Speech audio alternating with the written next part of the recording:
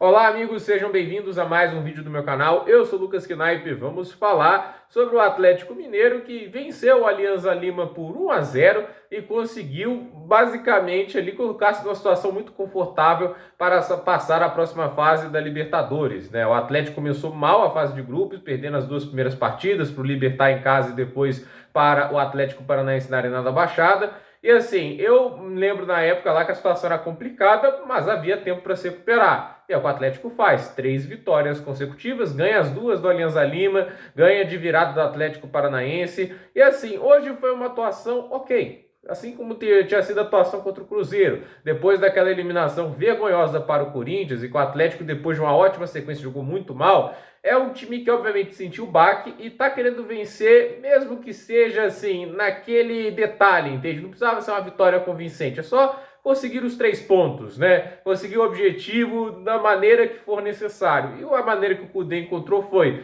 um time que tá assim, menos agressivo, mas tenta se expor menos, né? E assim consegue 2 vitórias por 1-0, que são importantes para o Atlético, porque o Atlético consegue boa posição, por exemplo, lá no Brasileirão, tá em terceiro lugar. Agora, se tá ali na segunda posição da Libertadores, dependendo do que aconteça lá, na próxima rodada pode passar em primeiro, né? Mas obviamente o Atlético tem que estar pronto, né, se passar em segundo e pegar um cabeça de chave nas oitavas.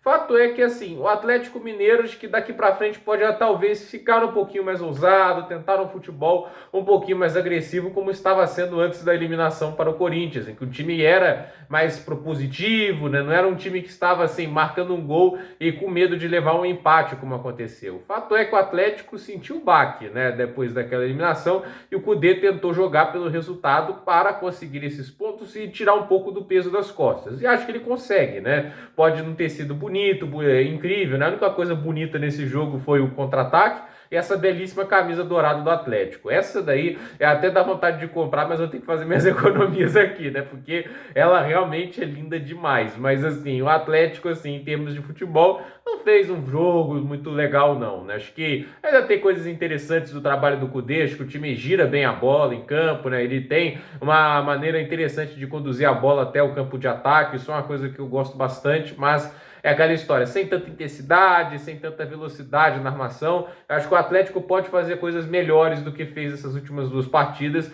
mas que essas 2 vitórias sirvam de combustível para o time recuperar a melhor forma, né? E assim, vai começar a janela daqui para frente, uma janela que parece que o Atlético deve perder mais jogadores do que contratar, porque fica essa impressão de que o time endividado, enquanto a SAF não sai, é só jogador que vai sair, e aí é menos peças para o Kudê trabalhar, para conseguir deixar o time em alto nível. É um time que tem boa profundidade no meio campo e só, não tem grande profundidade para lateral, até na zaga tem um pouquinho, mas não é lá aquelas coisas, e no ataque, assim, tem pouquíssimas opções, são boas, né? Paulinho, Hulk, Pavon e o Vargas, assim, em dias melhores é uma boa opção, né? Mas assim, o Atlético é um time com pouquíssima profundidade e basicamente só tem um ponta de origem hoje, né? O Atlético tem que trabalhar para resolver esses problemas se quiser brigar por grandes objetivos. Se só continuar vendendo e mantendo algumas peças capitais, é um time para fazer o que está fazendo. Terceiro lugar, algumas fases de mata-mata, dificilmente vai ser um time campeão. Então a ver o que o Atlético faz nessa janela,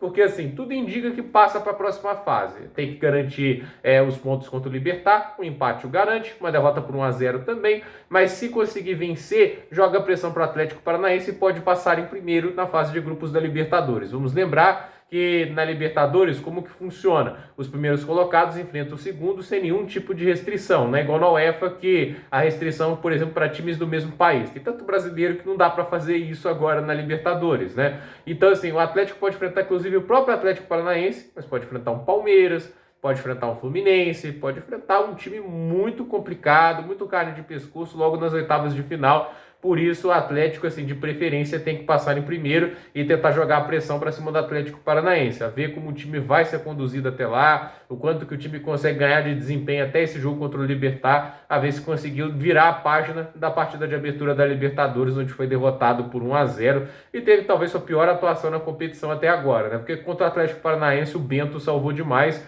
e o time chegou a produzir muitas chances de gol. Lá contra o Libertad foi um time nulo. Então a ver o que vai acontecer nesta última rodada. Gente, por esse vídeo é isso. Dúvida nos comentários, deixe seu like, se inscreva no canal, compartilhe esse vídeo e até o próximo vídeo.